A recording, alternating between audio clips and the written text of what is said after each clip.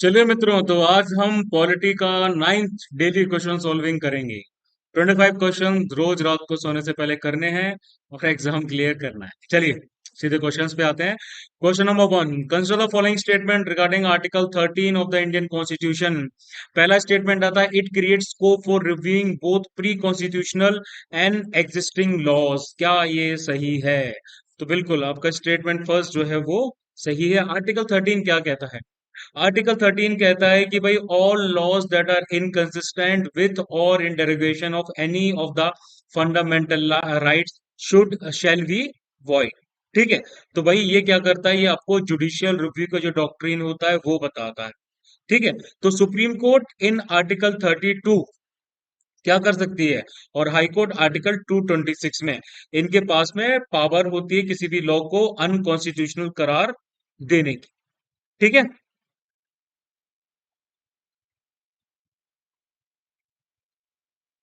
हाँ, सॉरी।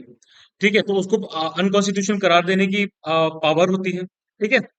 तो उसके साथ साथ ये अथॉरिटी देती है सुप्रीम कोर्ट को, हाई कोर्ट को, कि प्री कॉन्स्टिट्यूशनल और एग्जिस्टिंग लॉज को इंटरप्रेट अपने हिसाब से वो कर सके। सेकंड आता है, currently the amendments made under article 368 are not laws within the meaning of article 13 and hence can not be challenge. तो भाई ये स्टेटमेंट है आपका, ये स्टेटमेंट आपका गलत है। आर्टिकल 13 मैंने कहा जैसे कि भाई आपका ये डिक्लेयर करता है कि कॉन्स्टिट्यूशनल अमेंडमेंट जो होता है कोई लॉ नहीं होता है, इसीलिए उसको 24th अमेंडमेंट एक्ट के हिसाब से हम चैलेंज नहीं कर सकते। लेकिन सुप्रीम कोर्ट ने कहा केशवानंद भारती केस में 1973 में कि कॉन्स्टिट्यूशनल अमेंडमेंट चैलेंज किया जा सकता है इस ग्राउंड पे कि भाई वो फंडामेंटल राइट्स को आपके वॉयलेट कर रहा है, और इन केस आपके कॉन्स्टिट्यूशन के बेसिक स्ट्रक्चर को वॉयलेट कर रहा है, तो उसको नल एंड वॉइड करार दिया जा सकता है। तो भाई फर्स्ट ओनली। सेकंड आता है, which of the following article या articles of the Indian constitution has been called the very soul of the constitution and very heart of it by doctor B R Ambedkar. तो भाई इसका answer तो आप लोगों को पता है, आर्टिकल 32। आर्टिकल 32 क्या है? देखो, सिंपल सी बात कही कि अब मेयर डिक्लेरेशन कि भाई आपने ये बोल दिया कि फंडामेंटल राइट्स कॉन्स्टिट्यूशन में अवेलेबल हैं और सब लोगों के लिए अवेलेबल हैं, वो मीनिंगलेस होगा, वर्थलेस होगा, यूजलेस होगा अगर हम कोई इफेक्टिव मशीनरी उसको यूज करने के लिए ना लगा सकें। सिंपल सी बात है भाई, आपका अगर कॉलेज जाते हैं, आपके कॉलेज में कह दिया कि भाई अगर आप यूनिफॉर्म पहन के नहीं आएंगे तो 100 रुपए फाइन लगेगा, लेकिन फाइन लगाने के लिए कोई नहीं है, उस चीज को एक्सरसाइज करने के लिए कोई नहीं है, तो वो रूल आपका मीनिंगलेस हो गया। तो सिंपल आपका ये रूल यही यही कहता है। तो भाई अब इसके केस में आता है भाई आपका आर्टिकल 32। आर्टिकल 32 क्या करता है? आर्टिकल 32 आपको राइट टू रेमेडी देता है कि भाई आपके फंडामेंटल राइट्स का अगर इन्फोर्समेंट नहीं हो रहा है या फिर उनका वायलेशन हो रहा है, तो भाई आप फंडामेंटल राइट्स को प्रोटेक्ट कर सकते हैं। फंडामेंटल राइट्स को प्रोटेक्ट करना भी अपने आप में एक फंडामेंटल राइट ही है। तो भाई इसको फंडामेंटल, यही चीज आपकी क्या करती है भाई, आपकी फंडामेंटल राइट को रियल बनाती है। ठीक है। तो भाई इसका आ जाएगा आर्टिकल 32 ओनली। नेक्स्ट आता है, consider the following statement with respect to writ jurisdiction. Writ jurisdiction of the high court is wider than that of the supreme court. तो आर्टिकल 226 भाई जो है भाई आपका कॉन्स्टिट्यूशन का, वो एम्पावर करता है हाई कोर्ट को। ठीक है, आर्टिकल 226 हाई कोर्ट को एम्पावर करता है रिट्स को इशू करने के लिए। और सुप्रीम कोर्ट को कौन सा इशू करता है? सुप्रीम कोर्ट को जो मैंने आपको बताया था अभी, कौन सा था मैं खुद भूल गया। हाँ, आर्टिकल 32। आर्टिकल 32 भाई आपका सुप्रीम कोर्ट को क्या बोलते हैं, पावर देता है। ठीक है, कि भाई आप रिट्स को क्या कर सकते हैं, इशू कर सकते हैं। ठीक है। अब रिट जुरिस्डिक्शन जो भाई आपका है वो हाई कोर्ट का ज्यादा बड़ा है सुप्रीम कोर्ट से। तो हम ये कह सकते, मतलब ये स्टेटमेंट आपका सही होगा, किस रिस्पेक्ट में सही होगा? इस तरीके से सही होगा कि सुप्रीम कोर्ट जो है वो सिर्फ फंडामेंटल राइट्स के केस में रिट्स आपकी इशू कर सकती है, लेकिन हाई कोर्ट आपके बाकी सारे केसेस में रिट्स को इशू कर सकता है। तो इस केस पे देखा जाए तो भाई आपका जो रिट जुरिस्डिक्शन है हाई कोर्ट का वो सुप्रीम कोर्ट से ज्यादा बड़ा है। लेकिन अगर हम टेरिटोरी के रिस्पेक्ट में देखते हैं तो भाई सुप्रीम कोर्ट का पूरे देश पे लागू होता है और हाई कोर्ट का सिर्फ एक स्टेट या दो स्टेट्स पे लागू होता है, तो उस केस में सुप्रीम कोर्ट का ज्यादा होता है। फिर in the high courts writs can be issued only against the violation of fundamental rights. तो भाई ये स्टेटमेंट आपका गलत है, हाई कोर्ट में दूसरे मुद्दों पर भी किया जा सकता है। Question number 4, consider the following statement regarding the Constitution of India. The Indian Constitution is calligrapher was Prem Bihari uh, Narayan Rajda. क्या ये सही है? ये सारी चीजें ऑलरेडी क्या बोलते हैं, फैक्ट्स में आती हैं, ठीक है। तो ये सही है। Vasant Krishna Vaidya calligraph the Hindi translation of the original constitution, ये भी सही है। Next, which among the following are reasons for adopting the parliamentary system in India? क्यों भाई पार्लियामेंट्री सिस्टम जो है उसको एडॉप्ट किया गया? ठीक है। पहला आ जाता है भाई आपका preference to responsibility over stability. Responsibility को ज्यादा प्रेफरेंस दी गई है। इंडिया जो भाई आपकी बहुत बड़ी कंट्रीज है, जो कंट्री है, ज्योग्राफी बहुत ज्यादा फैली हुई है, डाइवर्सिटी बहुत ज्यादा फैली हुई है, इसलिए रिस्पॉन्सिबल डिसीजन मेकिंग को आपकी प्रेफरेंस दी गई है। दूसरा, harmony between the legislature and executive. आपका जो लोकसभा है, राज्यसभा है, प्लस जो आपके काउंसिल ऑफ मिनिस्टर्स है, उनके बीच की हार्मनी भी मेंटेन की जाती है, तो भाई ये भी सही है। इंश्योरिंग कंटिन्यूटी इन पॉलिसीज, तो भाई ये तो नहीं होता। ठीक है, पार्लियामेंट्री सिस्टम में आपकी एक सरकार आती है, दूसरी आती है, तो भाई आपकी जो कंटिन्यूटी है पॉलिटिक्स पॉलिसीज की, वो नहीं हो पाती। The government is primarily run by experts, तो भाई ये भी नहीं होता। इस केस में गवर्नमेंट जो होता है वो एक्सपर्ट्स के जरिए नहीं चलती है। कोई भी बंदा आपका डिफेंस मिनिस्टर बन सकता है, कोई भी फाइनेंस मिनिस्टर बन सकता है। तो भाई first and two only. Question number 6, consider the following statement regarding direct democracy. It is a form of government where all citizen participate through their representative, तो भाई ये गलत है। डायरेक्ट डेमोक्रेसी आपकी सेल्फ गवर्नमेंट का फॉर्म होता है, जिसमें सारे कलेक्टिव डिसीजन जो होते हैं वो डायरेक्ट पार्टिसिपेशन के द्वारा लिए जाते हैं सारे एडल्ट सिटीजन्स के। ठीक है, तो भाई ये आपका गलत है। फिर Zila Parishad in India can be considered as an example of direct democracy, ये भी गलत है भाई।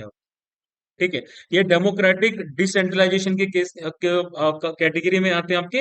ये इनडायरेक्ट डेमोक्रेसी में आते हैं। इनडायरेक्ट डेमोक्रेसी में क्या होता है, हम सब मिलके एक रिप्रेजेंटेटिव को चूज करते हैं, वो हमारे बिहाफ पे क्या करता है, कानून बनाने में हेल्प करता है, जैसे कि एमपीज, एमएलए और ये सब। तो भाई दोनों ही गलत हुए। Question number 7. On a particular day, 300 members are present in Lok Sabha at the time of voting. In this scenario, an amendment bill under Article 368 of the Constitution वो कैसे पास किया जा सकता है? तो भाई आप लोगों को पता है कि भाई 368 यानी कि अमेंडमेंट वाला बिल। अमेंडमेंट वाला बिल यानी कि स्पेशल मेजोरिटी चाहिए ही चाहिए होती है। अब लोकसभा में आपके 545 मेंबर्स हैं, तो किसी भी अगर अमेंडमेंट को अगर आपको करना है तो भाई हमें कितने मेंबर चाहिए, 273 चाहिए। ठीक है, तो भाई can not be passed without support of at least 273 members. Special majority वाला केस लगता है। Question number 8. The directive principles of state policy explicitly provides for the separation of powers of the which two branches of the government. किन दो branches के बारे में separation of powers के बारे में बताया गया है? तो इसमें आता है executive and judiciary only. executive और legislature नहीं, legislative and judiciary नहीं। separation of powers जो है basically ये आपका स्टार्ट हुआ था ग्रीस वगैरह में, स्टार्ट हुआ था, फिर इसको रोमन रिपब्लिक में यूज किया गया। ठीक है, कॉन्स्टिट्यूशन के तौर पे। फिर बात गई आपकी ब्रिटिश गवर्नमेंट के पास में आया और फिर वहां से फिर इंडियन गवर्नमेंट ने ले लिया। ठीक है, तो जुडिशरी की जो इंडिपेंडेंस होती है, इसेंशियल एट्रीब्यूट होता है भाई आपका रूल ऑफ लॉ का, जो हमारे कॉन्स्टिट्यूशन का बेसिक फीचर आता है। जुडिशरी भी जो है आपके एग्जीक्यूटिव के प्रेशर के साथ साथ बाकी सबके प्रेशर से भी फ्री होनी चाहिए। तो भाई first only.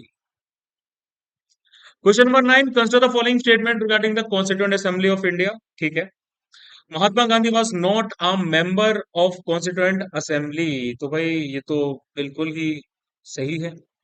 Separate electorate practice was not followed in its election, तो भाई रिप्रेजेंटेटिव हर जो कम्युनिटी का था वो उनके मेंबर्स के द्वारा ही चूज किया जा रहा था प्रोविंशियल लेजिस्लेटिव असेंबली की। ठीक है, तो इसमें सेपरेट इलेक्टोरेट सिस्टम आपका था, तो ये गलत हुआ।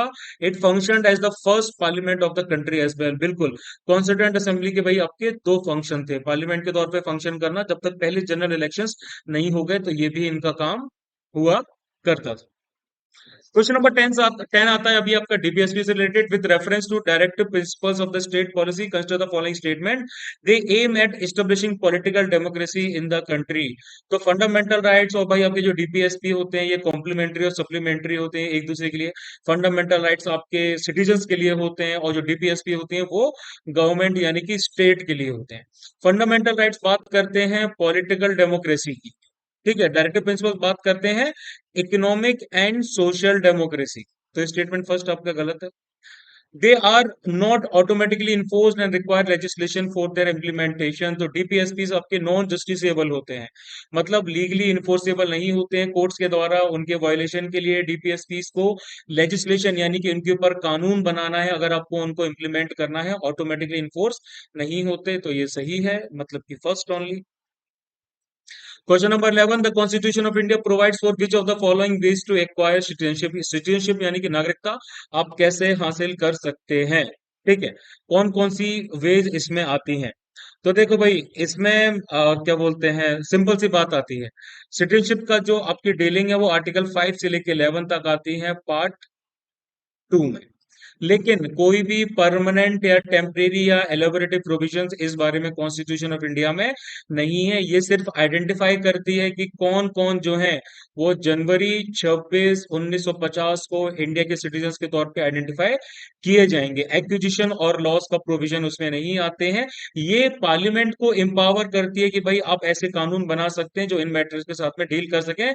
तो भाई आपका सिटीजनशिप एक्ट 1955 को टाइम टू टाइम अमेंड किया गया है। लास्ट अमेंडमेंट इसमें 2019 में किया गया था, जिसके बाद काफी सारे दंगे हुए थे दिल्ली में, ठीक है। आप लोगों को याद होगा एनटीसीए दंगे वगैरह हुए थे। तो भाई इसमें भाई आपके कुछ 5 वेज हैं जिनके बारे में बताया गया, by birth, by descent, by registration, naturalisation and incorporation in territory. तो उसके हिसाब से ये सही है, लेकिन कॉन्स्टिट्यूशन ऑफ इंडिया इन बारे में कोई बात नहीं करता है। तो भाई आपके तीनों ही गलत होंगे, ठीक है ना। Next, with reference to the review petition and curative petition in India, consider the following statement. पहला आता है आपका, under article 137 of the constitution of India the supreme court has the power to review its judgement pronounced by it. क्या ये सही है? तो भाई आर्टिकल 137 जो है कॉन्स्टिट्यूशन ऑफ इंडिया का, आर्टिकल 145 भी इसमें इसके साथ में ले लिया जाता है। तो सुप्रीम कोर्ट ऑफ इंडिया के पास में पावर्स हैं कि भाई अपने खुद के जजमेंट को क्या कर सकें, रिव्यू कर सकें फर्दर केसेस के लिए, अगर जस्टिस में कोई कमी रह गई हो या फिर इस केस में कुछ कंटेक्स्ट अलग हो। तो भाई ये आपका सही है। There is a time limit of 30 days for filing a curative and review petition. तो कोई टाइम लिमिट नहीं होती क्यूरेटिव पिटिशन के लिए, आर्टिकल 137 के अंदर इसको गारंटेड है। तो भाई ये गलत। And concept of curative petition involve in the landmark case of Rupa Ashok hurrah versus Ashok hurrah and other, ठीक है, 2002। तो भाई क्या इस केस में आया था? तो भाई स्टेटमेंट थर्ड आपका जो है सही है, first and third only. Question number 13, consider the following statement regarding the charter act of 1833, ठीक है। It made the governor general of Bengal the viceroy of India. क्या ये सही है? बिल्कुल गलत। गवर्नर जनरल ऑफ जो बंगाल थे उनको गवर्नर जनरल ऑफ इंडिया बनाया गया था, governor general of viceroy of India नहीं बनाया गया था, ठीक है। एक्सक्लूसिव लेजिस्लेटिव पावर उनको दी गई थी। दूसरा, it made the east India company a purely administrative body. तो भाई ये सही है।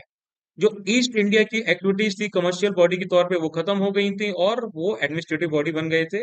It separated the legislative and executive functions of the governor general council for the first time. जो लेजिस्लेटिव और एग्जीक्यूटिव फंक्शंस थे वही आपके गवर्नर जनरल के काउंसिल के, वो आपके चार्टर एक्ट ऑफ 1853 से भाई अलग किए गए, ठीक है। तो भाई ये आपका गलत हुआ। तो भाई first second only. Question number 14. In the context of the Indian Constitution, consider the following statement regarding the term liberty. ठीक है। So the idea of liberty has been borrowed from the American Constitution. बिल्कुल गलत, French constitution से लिया है। Liberty incorporated in the preamble is negative in nature. तो भाई जो इंडियन कॉन्स्टिट्यूशन में जो कंसेप्ट लिबर्टी का है वो पॉजिटिव है। सब लोगों को लिबर्टी दी जाती है, liberty of thought, expression, belief, faith वगैरह वगैरह। तो भाई ये आपका फॉल्स है, neither one nor two. Question number 15. Consider the following statement regarding the amendment procedure of the Constitution of India. A constitutional amendment bill must be introduced only in the Lok Sabha. क्या ये सही है? बिल्कुल गलत। जो amendment होता है constitution का वो किसी भी हाउस में आपका इनिशिएट किया जा सकता है, जो भी आपका प्रोसीजर आर्टिकल 368 के अंडर में आता है। Second, the original constitution provided for mandatory assent by the president to a constitution amendment bill. ये भी भाई आपका बिल्कुल गलत है, neither one nor two. Question 16 आता है, the term republic used in the preamble of the constitution of India stands for. Republic का क्या बेसिक मतलब? इंडिया ने अपने आप को रिपब्लिक घोषित किया था, ठीक है, जब से हमारा कॉन्स्टिट्यूशन लागू हुआ 1949 से घोषित किया था। इसका मतलब ये है कि government for the people by the people, हमने एक इलेक्टेड प्रेसिडेंट को अपना head of the state choose किया है, तो भाई ये सही है। उसके बाद दूसरा आता है गवर्नमेंट हैज अनलिमिटेड पावर, तो गवर्नमेंट के पास में अनलिमिटेड पावर्स नहीं है, कॉन्स्टिट्यूशन के द्वारा लिमिट लगाई गई है, ये आपका गलत हुआ। और उसके बाद आता है आपका political sovereignty is vested in the people, तो रिपब्लिक में जो हेड ऑफ द स्टेट होता है वो लोगों के द्वारा डायरेक्टली या इनडायरेक्टली चूज किया जाता है। इंडिया में प्रेसिडेंट जो हेड ऑफ स्टेट होते हैं उनको इनडायरेक्टली हमारे द्वारा चूज किया जाता है, हम एमपीज और एमएलएस के थ्रू उनको चूज करते हैं, तो भाई ये आपका सही है, first and third only. Question number 17, which of the following statement is not correct regarding the constituent assembly, कौन सा स्टेटमेंट आपका सही नहीं है, तो भाई ये आता है H V R Iyengar was appointed as the constitutional adviser to the constituent assembly, ये गलत है।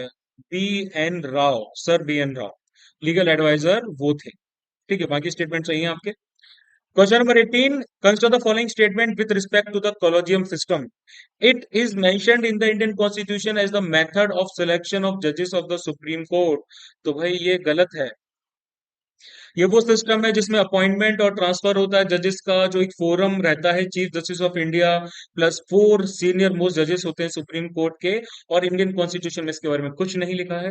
हाई कोर्ट जजेस are recommended by a collegium comprising the CJI and 2 senior most जजेस ऑफ द सुप्रीम कोर्ट, ये बिल्कुल सही है, 2 only. Question number 19. Which of the following statement is not correct with respect to the strength of the judges in the Supreme Court? अभी recently भाई इसमें changes आए थे। एट प्रेजेंट सुप्रीम कोर्ट के पास में 34 जजेस थे, 1 चीफ जस्टिस और 33 भाई आपके अदर जजेस आ जाते हैं। तो 2019 में सेंटर ने नोटिफिकेशन लेके आया, सुप्रीम कोर्ट के जजेस को 31 से 34 किया, including chief justice of India. तो amendment of article 124 of Indian constitution is required to increase the strength of the supreme court.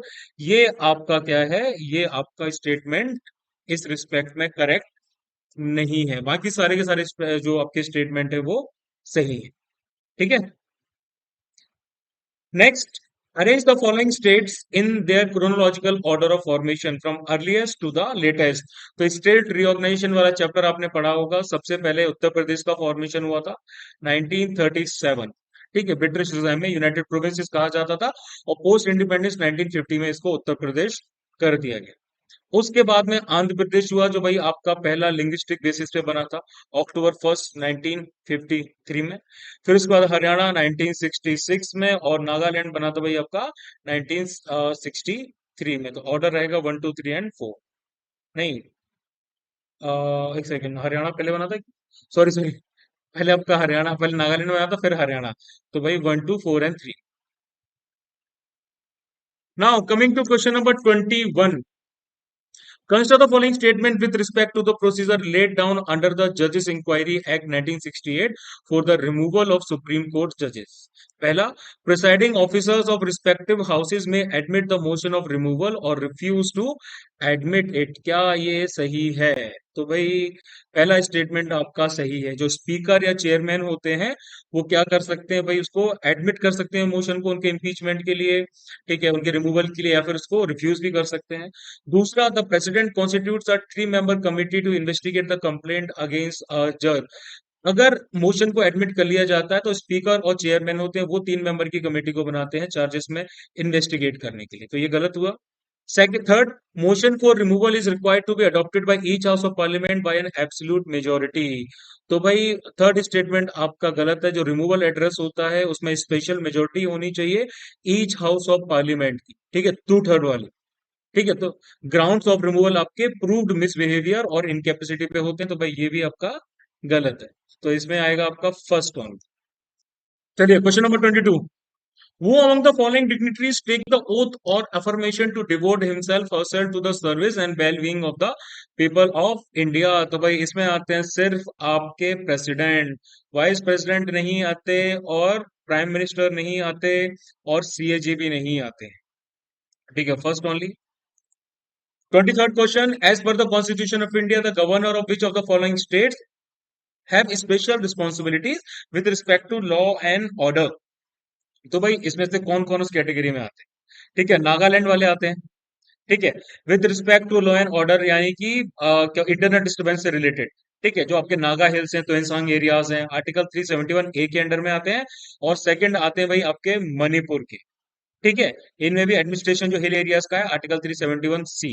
ये दोनों गलत हुए, फर्स्ट एंड एक सेकंड, फर्स्ट मणिपुर आएगा क्या? नहीं नहीं नहीं, सॉरी सॉरी, मणिपुर नहीं आएगा, मणिपुर नहीं आएगा। मणिपुर नहीं आएगा, अरुणाचल प्रदेश आएगा।